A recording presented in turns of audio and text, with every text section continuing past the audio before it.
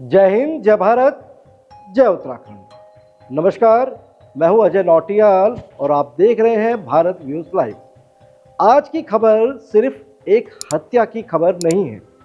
यह उस गुस्से की कहानी है जो धीरे धीरे अंदर पनपता है और एक दिन विस्फोट बन जाता है। गाजियाबाद का एक बैंक और दिन का उजाला और अचानक से गोलियों की आवाज़। एक बैंक मैनेजर अभिषेक शर्मा जमीन पर गिर चुके हैं। गोली किसने चलाई? कोई बाहरी अपराधी नहीं था, बल्कि उसी बैंक का एक सिक्योरिटी गार्ड रविंद्र। वह गार्ड जिसने कभी देश की सेना में रहकर सेवा की, भारतीय सेना में 21 साल तक रहा, सीमा पर तैनात रहा, लेकिन आज वही आदमी हत्या का आरोपी बन चुका है। कहानी यही से सवाल बन जाती है। रविंद्र का कहना है, मैंने देश की सेवा की, लेकिन बैंक में मुझे सम्मान नहीं मिला। वह आरोप लगाता है कि उसे छुट्टी के दिन भी फोन कर डांटा जाता था। उससे उम्र में छोटे मैनेजर द्वारा अपमानित किया जाता था। महिला कर्मचारियों के सामने डांटा जाता था। अब यहाँ एक बड़ा सवाल खड़ा होता है, क्या यह सिर्फ एक बहाना है या सच में कहीं ऐसा सिस्टम है जहां सम्मान की कमी इंसान को धीरे धीरे तोड़ देती है?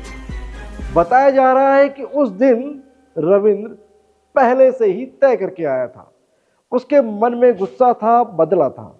दोपहर का वक्त बैंक के अंदर बहस होती है और फिर रविंद्र अपनी लाइसेंसी डबल बैरल बंदूक उठाता है और मैनेजर के सीने में गोली मार देता है।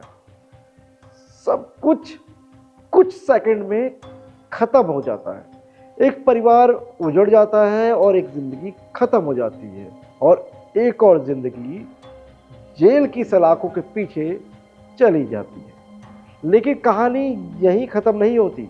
गांव के लोग बताते हैं कि रविंद्र अक्सर शराब पीता था, लोगों से झगड़ा करता था। तो क्या यह सिर्फ एक गुस्से का मामला था या एक अस्थिर मानसिक स्थिति का भी? और अब सबसे बड़ा सवाल, क्या एक पूर्व सैनिक जो 21 साल तक देश की सेवा कर चुका है, उसे समाज में सही सम्मान और मानसिक सहारा मिल भी पा रहा है, या फिर रिटायरमेंट के बाद उसे सिस्टम के भरोसे छोड़ दिया जाता है? क्योंकि यह पहली बार नहीं है जब किसी पूर्व सैनिक के व्यवहार को लेकर सवाल उठे हों। लेकिन इसका मतलब ये भी नहीं कि कोई कानून अपने हाथ में ले ले। हत्या का कोई भी कारण कभी भी सही नहीं हो सकता। लेकिन क्या हम इस घटना को सिर्फ एक अपराध मानकर आगे बढ़ जाएं, या इसके पीछे छिपे उस सिस्टम को भी देखें जहां तनाव, अपनापन और मानसिक दबाव धीरे धीरे एक इंसान को तोड़ देता है?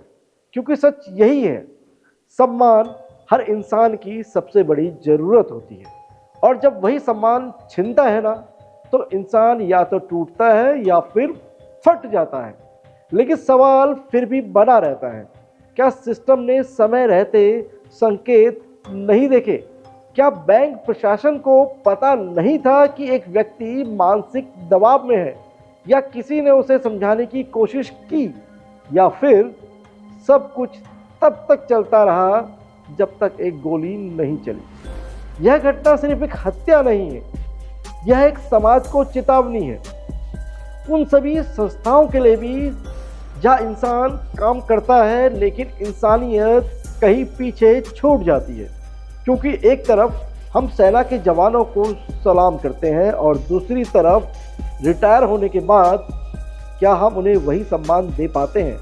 और अंत में यह सवाल हम सब के लिए है, क्या हम एक ऐसा समाज बना रहे हैं जहां गुस्सा, अपमान और तनाव आखिरकार हिंसा में बदल जाता है? या हम समय रहते ऐसे हालात को समझ सकते हैं और रोक सकते हैं? क्योंकि अगर नहीं रोका तो अगली गोली कहीं भी चल सकती है। नमस्कार, मैं हूं अजय नौटियाल और आप देख रहे थे भारत न्यूज़ लाइव। जय हिंद, जय भारत, जय उत्तराखंड।